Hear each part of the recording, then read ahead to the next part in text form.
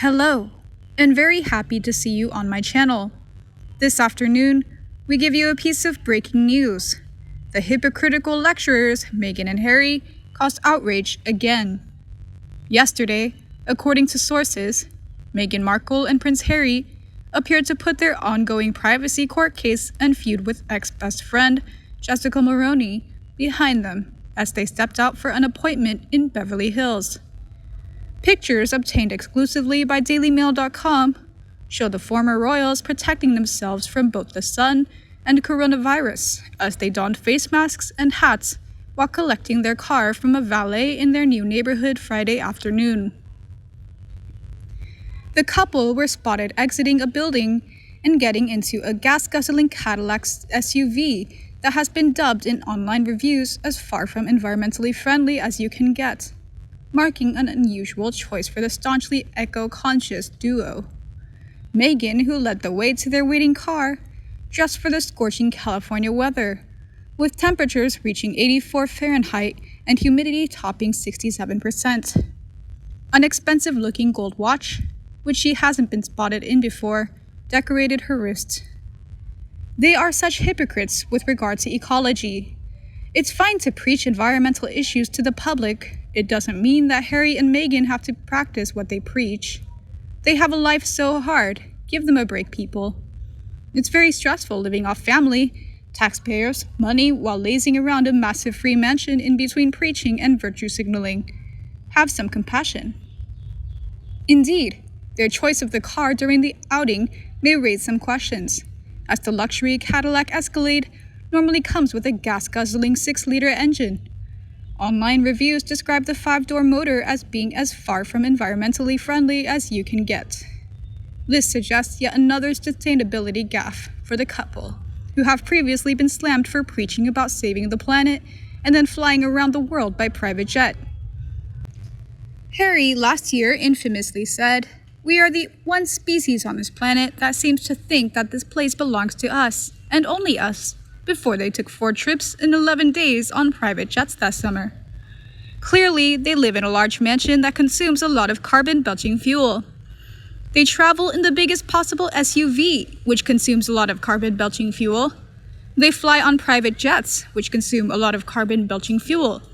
Then they lecture us with their virtue-signaling platitudes. These two hypocrites can pound sand.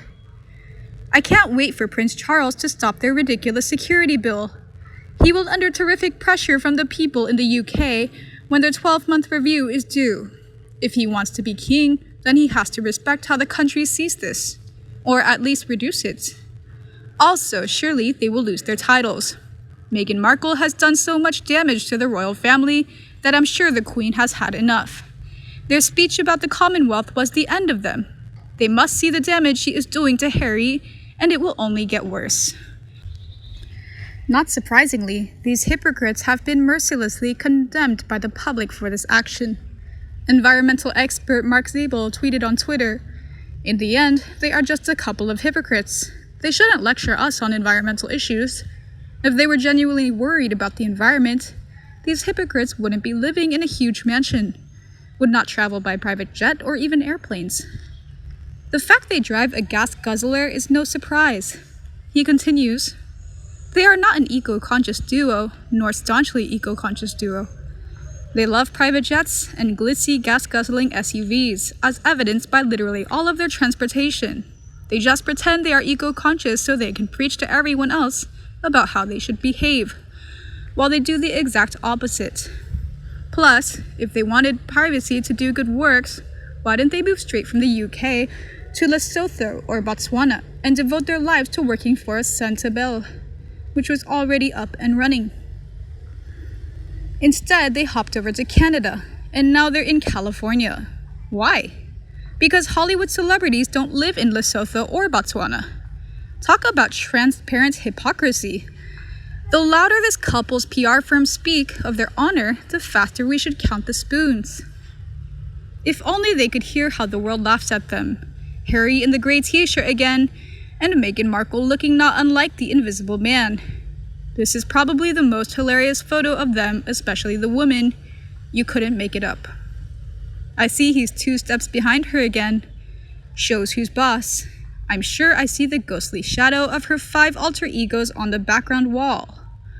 A viewer also thinks like me. She wrote, "If they'd have done that, I doubt anyone in the UK would have been surprised. After all, Harry had indicated quite early on in his life that was his goal.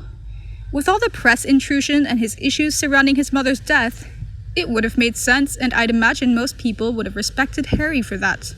But if every click of a camera, every flash brings back the pain, why the hell would you move to Hollywood?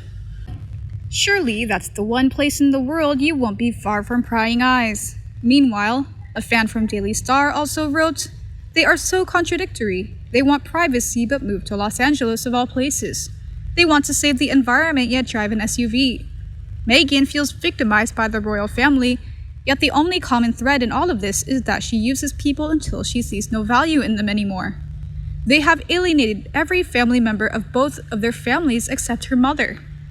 I start understanding that Harry had to have wanted out of the firm in a bad way in order to have gone to this much trouble. It will always be unconscionable how he abandoned and treated and is treating his grandmother, the Queen. And Papa, during the last window of time the baby would have been able to remember being with those 2 incredibly remarkable people. And it keeps coming out how they'd lied and insulted every one of the royal family and an entire country. I think he's still trying to make this all work and trying to follow her rules. He may have no choice. I can't help to feel sorry for Harry, and then I remember he's a 35-year-old man, for heaven's sake, and his behavior is still breathtakingly appalling. Pay Britain back, you two, and go and rent yourself a nice middle-class house you can pay for, and get some real work. I'm sure you could figure out how to haul your security and paps with you everywhere. And it would be terrible if you had to open your own car door, Meghan." We continue with another news from ccn.com.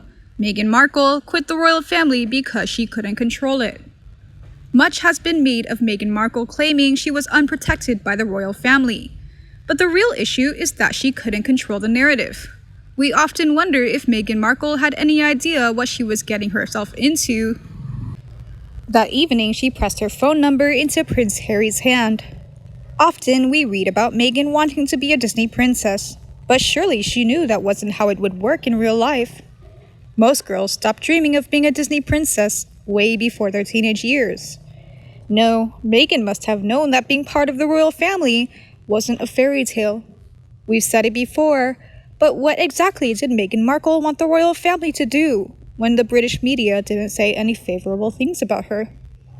I wasn't the only person dumbfounded by Meghan's claims, as Jane Moore, the royal expert on the Loose Woman panel, commented, "While the royals may go about things differently, if the press says blatant untruths, that can be dealt with.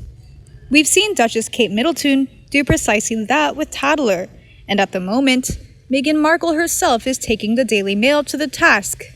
Meghan's making a complete pig's ear of it, admittedly, but still. From what we see and read, Meghan Markle is a woman who is accustomed to getting what she wants. She's a social climber who most likely believed she'd reach the top of the mountain when she snared herself a British prince. It seems she didn't do her research though, as unlike the movies, the prince doesn't get to call all his own shots. When it comes to the royal family and how they deal with the media, Jane Moore made an interesting point. Diana called them the grey men of the palace. Each member of the royal family has a different set of press people. They control the narrative. It's never about the individuals. If you think about the old adage, never complain, never explain, it's the ethos of the palace. We wonder if Meghan believed that the royal family consisted of different royals, all going about things in their own way, making their own statements to the media, and threatening those reporters who dared say something nasty about them. In hindsight, it's probably for the best that Meghan wasn't given much freedom with the press during her stint as a working royal. We've seen the mess she and her highly tutored PR team have gotten into since leaving the UK. The grey men of the palace are there for a reason, and the British royal family appears to be coated in Teflon when it comes to the media. Sadly, both Meghan and Prince Harry seem set to find out exactly how effective the royal grey man of the palace is. Meghan has cast the first stone claiming she was unprotected. This has seemingly upset the Queen. That's not something you want to do. Do you agree with this opinion? Leave me a comment below in the comment section and we can discuss it together. If you loved my video, remember to like and share it for anyone you think would also be interested. Don't forget to subscribe to my channel to get more news about Meghan Markle and Prince Harry. Now, have a nice day and see you in the next videos. Meghan occasionally whined when she was in trouble, and above all, she was criticized too much, made her insecure about what she had done, and lamented to God why she was so unhappy.